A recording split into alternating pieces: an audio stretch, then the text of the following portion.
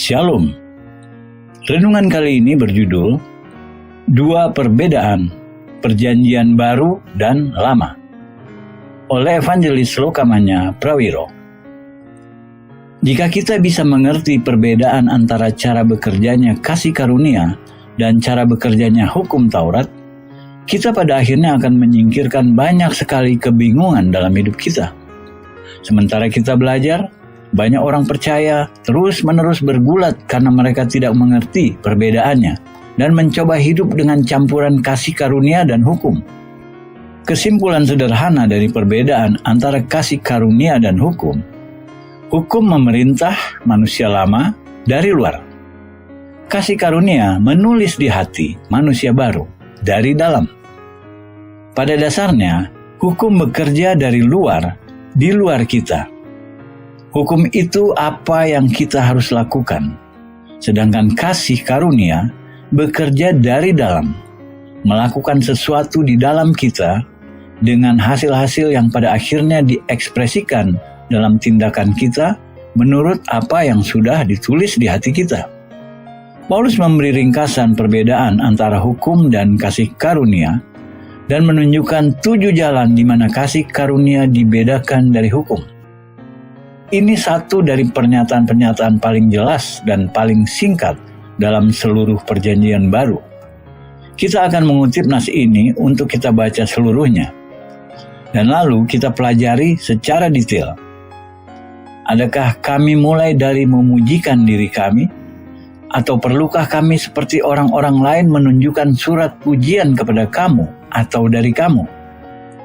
Kamu adalah surat pujian kami yang tertulis dalam hati kami dan yang dikenal dan yang dapat dibaca oleh semua orang. Karena telah ternyata bahwa kamu adalah surat Kristus yang ditulis oleh pelayanan kami, ditulis bukan dengan tinta, tetapi dengan Roh Allah yang hidup, bukan pada loh-loh batu, melainkan pada loh-loh daging, yaitu di dalam hati manusia. Demikianlah besarnya keyakinan kami kepada Allah oleh Kristus. Dengan diri kami sendiri kami tidak sanggup untuk memperhitungkan sesuatu seolah-olah pekerjaan kami sendiri. Tidak, kesanggupan kami adalah pekerjaan Allah. Ialah membuat kami juga sanggup menjadi pelayan-pelayan dari suatu perjanjian baru yang tidak terdiri dari hukum yang tertulis, tetapi dari Roh. Sebab hukum yang tertulis mematikan, tetapi Roh menghidupkan. Pelayanan yang memimpin kepada kematian terukir dengan huruf pada loh-loh batu. Namun demikian, kemudian Allah menyertainya waktu ia diberikan. Sebab sekalipun pudar juga cahaya muka Musa begitu cemerlang, sehingga mata orang-orang Israel tidak tahan menatapnya. Jika pelayanan itu datang dengan kemuliaan yang demikian, betapa lebih besarnya lagi kemuliaan yang menyertai pelayanan Roh. Sebab, jika pelayanan yang memimpin kepada penghukuman itu mulia, betapa lebih mulianya lagi pelayanan yang memimpin kepada pembenaran. Sebenarnya, apa yang dahulu dianggap mulia, jika dibandingkan dengan kemuliaan yang mengatasi segala sesuatu ini, sama sekali tidak mempunyai arti. Sebab jika yang pudar itu disertai dengan kemuliaan, betapa lebihnya lagi yang tidak pudar itu disertai kemuliaan. Karena kami mempunyai pengharapan yang demikian, maka kami bertindak dengan penuh keberanian, tidak seperti Musa, yang menyelubungi mukanya, supaya mata orang-orang Israel jangan melihat hilangnya cahaya yang sementara itu. 2 Korintus 3 ayat 1-13. Nas ini menolong kita mengerti pendekatan Paulus pada subjek perjanjian baru jika kita mengerti konteks di mana ia menulis kata-kata ini. Otoritas Paulus rupanya sedang ditantang oleh beberapa orang di Korintus. Itu sebabnya ia mengajukan pertanyaan, adakah kami mulai lagi memujikan diri kami? Atau perlukah kami seperti orang-orang lain menunjukkan surat pujian kepada kamu atau dari kamu? Dalam ayat 3 ia menulis, karena telah ternyata bahwa kamu adalah surat Kristus yang ditulis oleh pelayanan kami. Intinya, ia mengatakan, kamu satu-satunya surat rekomendasi yang aku butuhkan. Ini satu dari pernyataan-pernyataan paling menantang dalam Perjanjian Baru. Pada dasarnya, Paulus mendeklarasi pada dunia kuno, jika kamu ingin tahu apa yang aku percaya, pergi ke Korintus, dan kamu akan menemukan. Lihat orang-orangnya, mereka suratku, mereka teologiku. Ini terus-menerus menantangku sebagai seorang pemimpin Kristen. Sebagai guru kitab suci, aku harus bisa mengatakan pada dunia, apakah kamu ingin tahu apa yang aku percaya? Lihat jemaatku, mereka demonstrasi dari apa yang aku percaya. Jika apa yang aku ajarkan dan khotbahkan tidak berhasil dalam hidup orang-orang, lalu kenapa peduli dengannya? Jika Injil bisa berhasil di Korintus, salah satu kota yang paling jahat dari kota-kota yang tidak bermoral di dunia kuno, harus juga bisa berhasil di Jakarta, Surabaya, dan Medan. Dalam pasal pertama Injil Yohanes, ia menulis, firman itu telah menjadi manusia. Yohanes 1 ayat 14. Dalam surat pertamanya, ia menambahkan bahwa kita sudah mendengarnya, kita sudah melihatnya, tangan kita sudah menjamahnya. Lihat 1 Yohanes 1 ayat 1. Hidup yang ada dalam Yesus dimanifestasikan dengan cara sehingga seluruh dunia bisa melihat. Dan tujuan Allah bagi gereja sama. Firman Allah menjadi manusia di dalam kita. Ini intensinya agar kita mendemonstrasi Injil secara kolektif sebagai tubuh pada dunia. Apapun di bawah itu dianggap gagal. Dunia harus bisa melihat, menjamah dan mendengar Allah dalam kita. Mengikuti pernyataan awalnya, Paulus terus menjelaskan bagaimana hidup ini dimanifestasikan di Korintus. Hidup kemuliaan ini sudah dibawa ke dalam gereja oleh hadirat Roh Allah, tidak oleh hukum Musa. Sebenarnya, ada sinagog di sebagian besar kota-kota besar di dunia kuno selama ratusan tahun, namun keberadaan mereka tidak memiliki dampak pada kota-kota itu. Hukum ada di sana, dan sudah diajarkan sabat demi sabat, namun belum merubah apa-apa.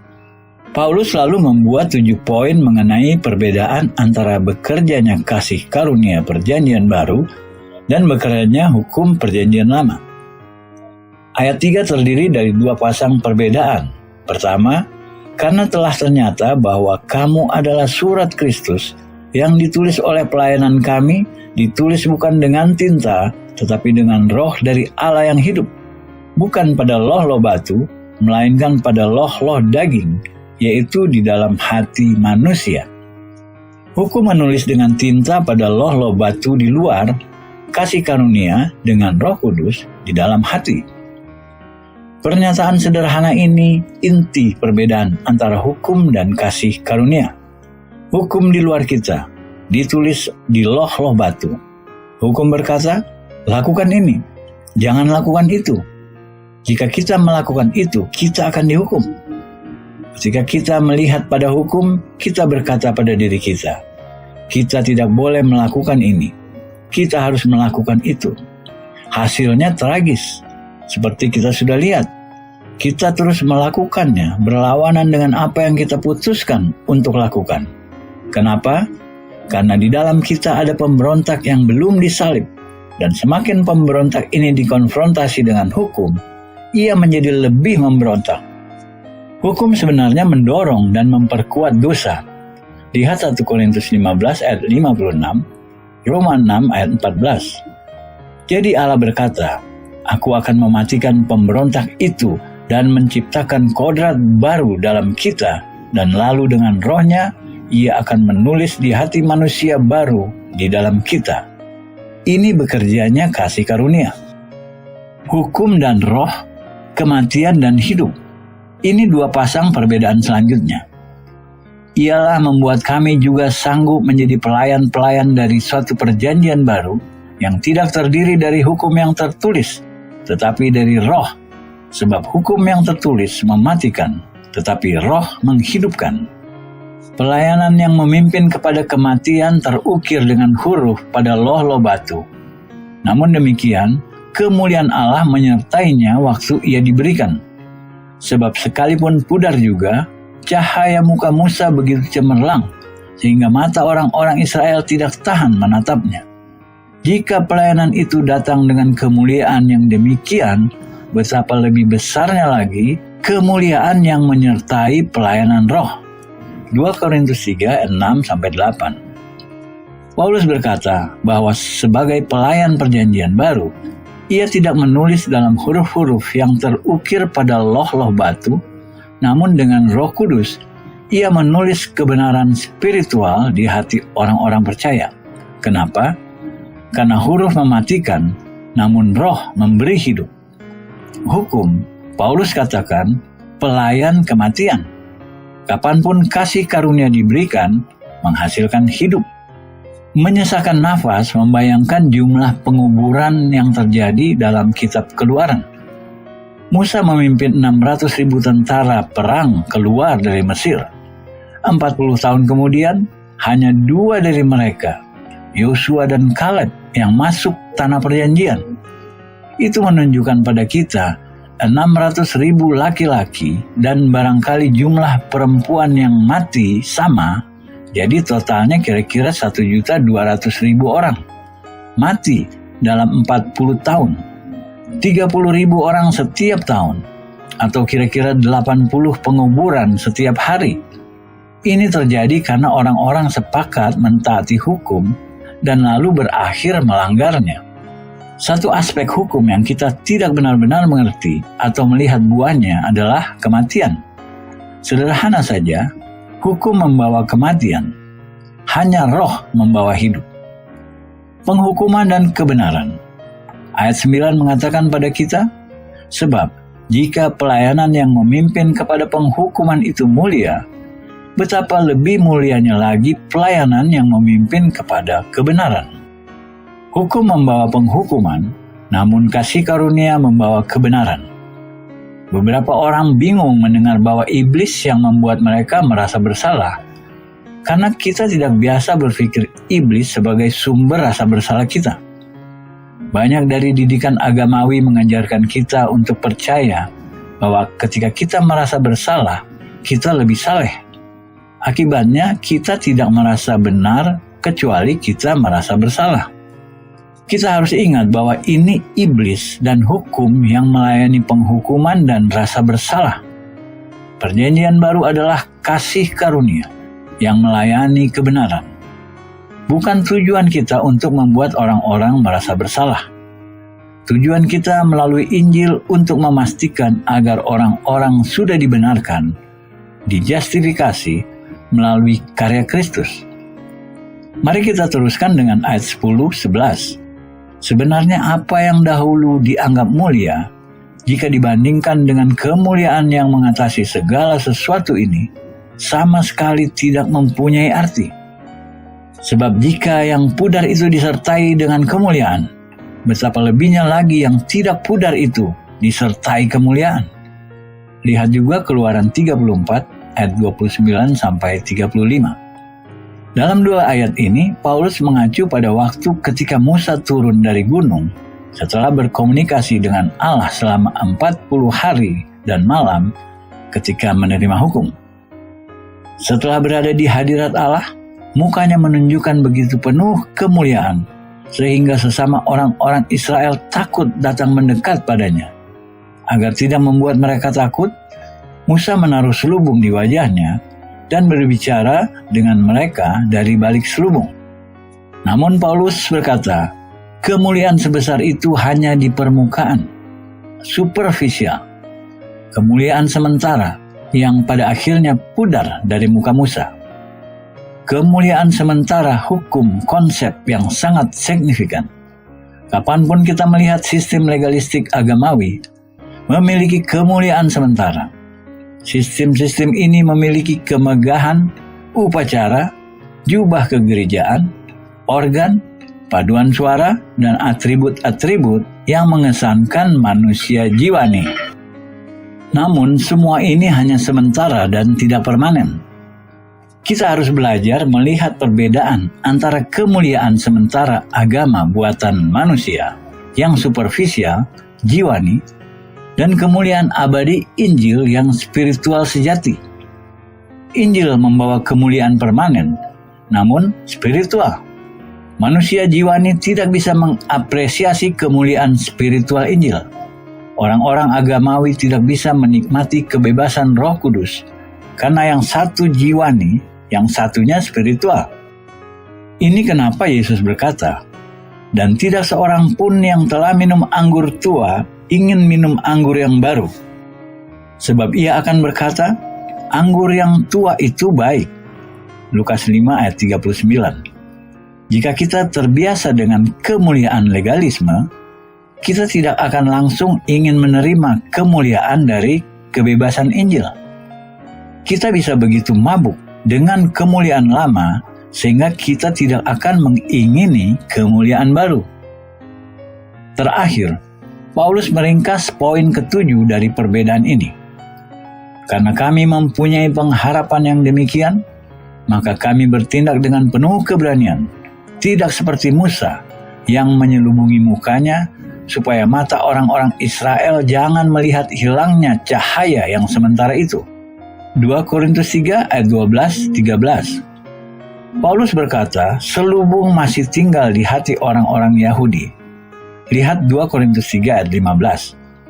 Mereka tidak bisa melihat bahwa arti dan tujuan hukum untuk menunjukkan mereka pada Mesias. Mereka melihat kemuliaan superficialnya, namun mereka tidak melihat bahwa kemuliaannya sudah selesai. Hukum diselubungi sejauh tujuan sejati dan artinya diperpanjang. Tidak selesai dan berbicara kebenaran dengan jelas, seperti Injil. Itu kenapa Paulus bisa berkata, ia menggunakan keberanian besar atau kepolosan berbicara. Roh Kudus menghormati berbicara sederhana, jelas, berani. Ia roh kebenaran dan ia memberkati kita ketika kita mengatakan apa adanya. Kita perlu curiga pada kebenaran-kebenaran yang harus dijelaskan dalam kiasan-kiasan dan ilustrasi-ilustrasi. Mengajar dalam bayang-bayang memiliki tempat yang valid, namun tidak pernah bisa menjadi dasar untuk membangun doktrin. Doktrin dibangun dari pernyataan-pernyataan sederhana, jelas perjanjian baru. Pola-pola historis, pengorbanan-pengorbanan, dan upacara-upacara hukum, gambaran kebenaran Injil. Namun itu hanya ilustrasi, tidak pernah bisa membangunnya. Melewati 7 perbedaan ini, ada 2 jalan di mana perjanjian baru berbeda dari perjanjian lama. Ditunjukkan dalam nas berikut dari Ibrani, yang sebetulnya kutipan dari Yeremia 31 ayat 31-34. Sebab sekiranya perjanjian yang pertama itu tidak bercacat, tidak akan dicari lagi tempat untuk yang kedua. Sebab ia menegur mereka ketika ia berkata, sesungguhnya akan datang waktunya, demikianlah firman Tuhan. Aku akan mengadakan perjanjian baru dengan kaum Israel dan dengan kaum Yehuda. Bukan seperti perjanjian yang telah kuadakan dengan nenek moyang mereka. Pada waktu aku memegang tangan mereka untuk membawa mereka keluar dari tanah Mesir. Sebab mereka tidak setia kepada perjanjianku dan aku menolak mereka. Demikian firman Tuhan. Maka inilah perjanjian yang kuadakan dengan kaum Israel sesudah waktu itu. Demikianlah firman Tuhan. Aku akan menaruh hukumku dalam akal budi mereka dan menuliskannya dalam hati mereka. Maka aku akan menjadi Allah mereka dan mereka akan menjadi umatku. Dan mereka tidak akan mengajar lagi sesama warganya atau sesama saudaranya dengan mengatakan, kenallah Tuhan. Sebab mereka semua, besar kecil, akan mengenal aku. Sebab aku akan menaruh belas kasihan terhadap kesalahan mereka dan tidak lagi mengingat dosa-dosa mereka. Ibrani 8 ayat 7-12.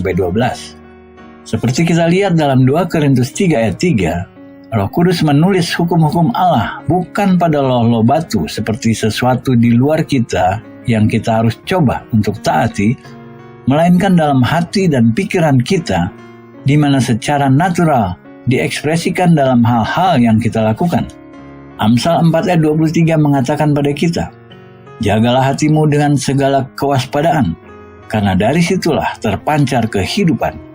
Apa yang kita miliki dalam hati kita akan menentukan jalan kita hidup.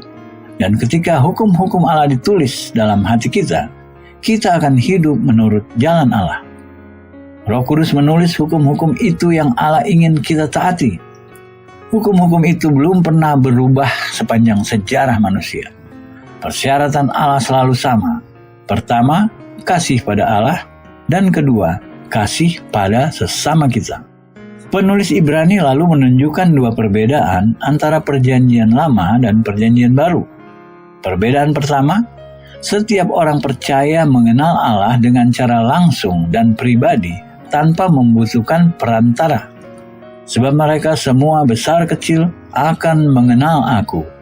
Ibrani 8 ayat 11. Perantara sebenarnya datang antara orang-orang dan membawa mereka ke dalam kontak satu sama lain. Paulus mengatakan pada kita bahwa Perjanjian Lama mensyaratkan perantara antara Allah dan manusia. Kalau demikian, apakah maksudnya hukum Taurat? Ia ditambahkan oleh karena pelanggaran-pelanggaran sampai datang keturunan yang dimaksud oleh janji itu, dan ia disampaikan dengan perantaraan malaikat-malaikat ke dalam tangan seorang pengantara. Seorang pengantara bukan hanya mewakili satu orang saja, sedangkan Allah adalah satu. Galatia 3 ayat 19-20.